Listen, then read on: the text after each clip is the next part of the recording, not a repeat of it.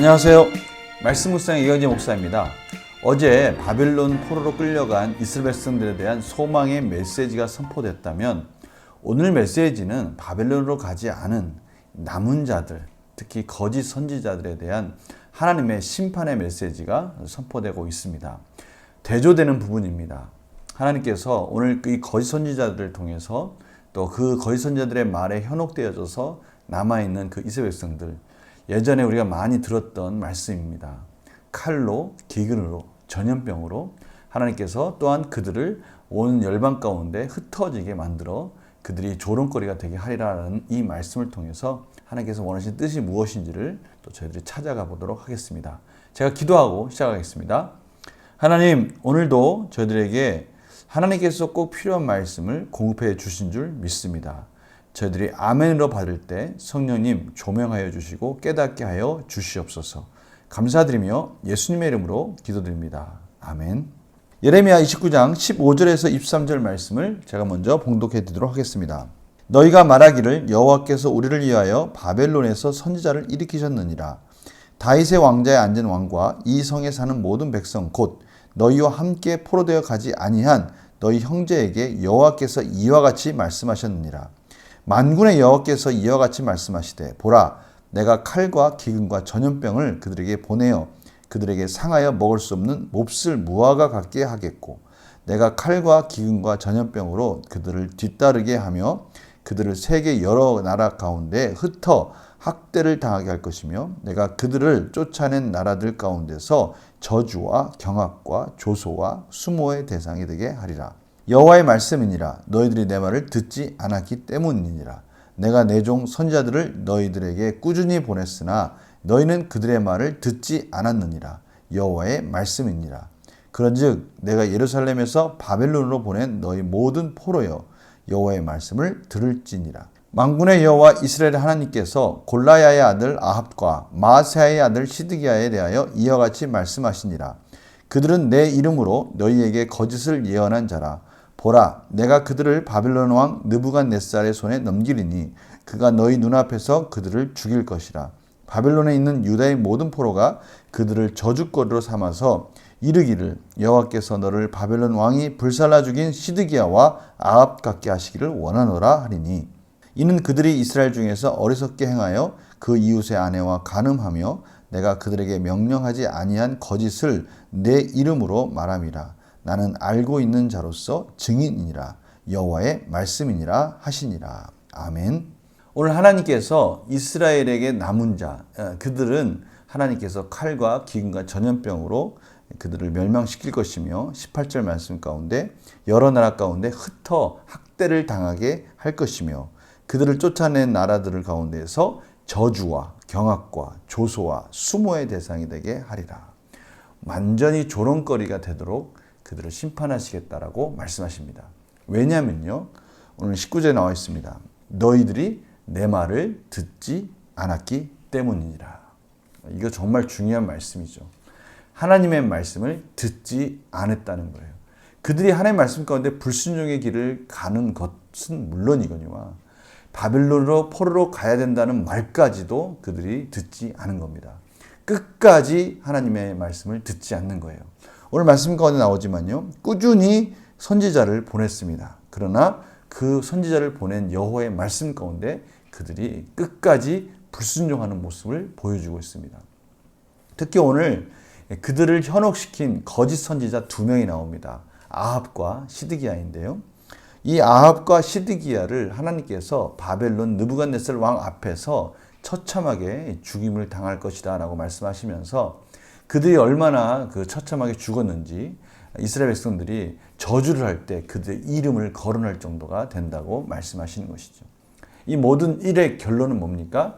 하나님의 말씀 가운데 순종하지 않은 이 공의의 심판이 어떻게 처절하게 끝까지 완전하게 이루어지는지를 하나님 오늘 말씀하고 계십니다.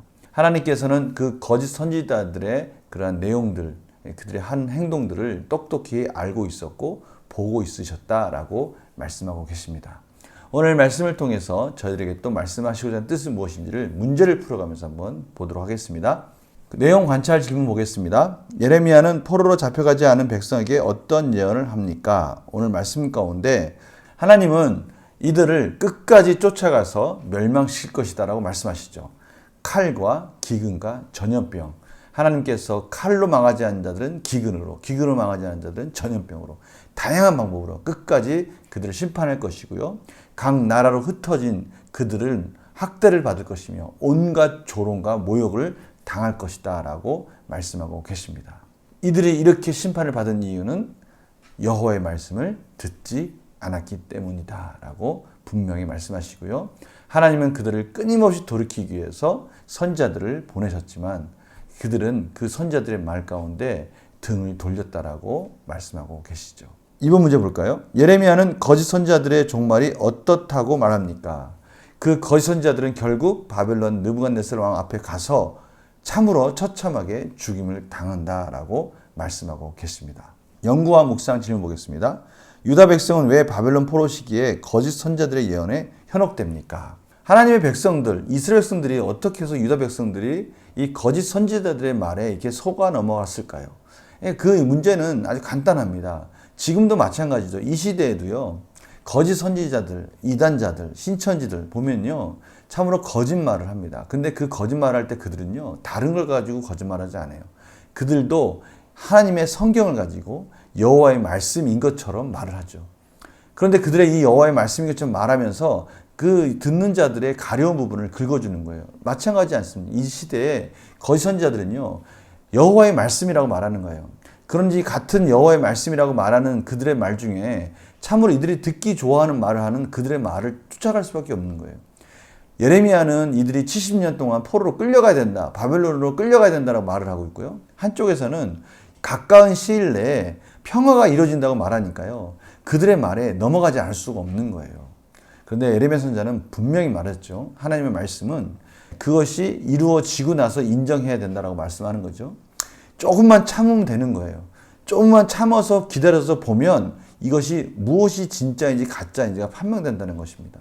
그러나 이스라엘 백성들은 그 조금만 참고 인내해서 누구의 말이 진짜인지를 분명히 분별했어야 되는데 그 말을 분별하지 않고 거짓 선지자들 말에 현혹되어져서 그들은 바벨론에게 대항하고 결국은 처참하게 진멸되는 아픔을 겪게 되고요. 그 남은 자들을 하나님께서 심판하게 되는 것입니다. 느낀 점 볼까요? 하나님께서 거짓 선지자들을 바벨론 왕에 의해 죽게 하시는 것을 보면 무엇을 느낍니까? 오늘의 메시지는 분명합니다. 이 시대에도 거짓 선지자라고 말은 하지 않지만 하나님 말씀 가운데 순종하지 못하도록 우리들을 유혹하는 많은 것들이 있어요. 잠깐의 쾌락과 잠깐의 우리에게 뭔가 유익을 줄 것 같은 이러한 것들이 저희들을 유혹합니다. 우리들의 손을, 우리들의 눈을, 우리들의 마음을 뺏어가요.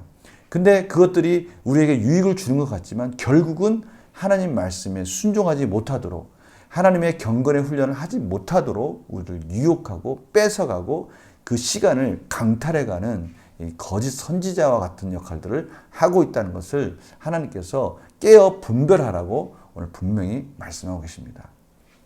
제 자신도 정말 깨어있지 않고요. 잠깐의 순간에 한두 시간 그냥 지나가는 것은 요즘 이 시대에 예사롭지 않은 일들입니다. 너무나 많은 볼 것과 즐길 것들이 우리 가운데 너무 많지 않습니까? 그 볼 것과 즐길 것들, 정말 우리의 쾌락과 우리의 여유와 또 우리의 모든 이러한 물질들을 가지고 우리를 유혹하는 이런 것들이 정말 우리들에게 하나님의 시간, 하나님의 뜻에 순종하는 길 가운데 꼭 필요한 것인지를 분별해야 되는 겁니다. 혹시 그것들 때문에 하나님의 경건의 훈련을 게을리하거나 하나님 원하시는 하나님 나라의 완성을 이루어가는 데 있어서 방해가 되고 있지는 않습니까? 우리 스스로 그런 것들을 한번 되돌아보는 시간들을 가지라고 하나님께서 말씀하고 계시는 것입니다. 결단과 적용 볼까요? 내가 하나님의 말씀에 귀 기울이지 못하도록 방해하는 것은 무엇입니까? 바로 이겁니다. 하나님의 말씀에 귀를 기울이고요. 하나님 나라를 위해서, 교회를 위해서 우리가 헌신해야 될 이 시간에 우리들에게 너무나 많은 유혹의 것들이 이 시대는 너무나 많다는 거예요. 눈으로 볼 것, 즐길 것, 우리의 시간을 뺏어가는 것들. 우리는 정말 깨어 있어야 됩니다. 꼭 필요한 것들인지.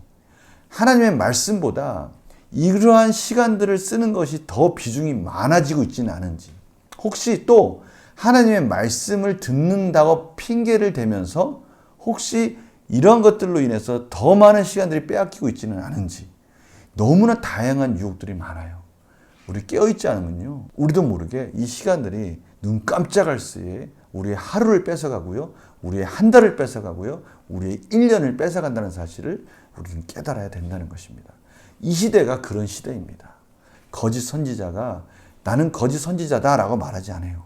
정말 거짓 선지자들처럼 우리들에게 유익을 주는 것 같이, 우리들에게 정말 즐거운 시간과 쾌락을 통해서 우리들에게 행복을 주는 것 같이 다가오지만 결국 그들의 목표는 하나님의 시간을 뺏어가는 겁니다. 이런 것들을 분별해야 된다는 것이죠. 오늘 결단과 적용도요.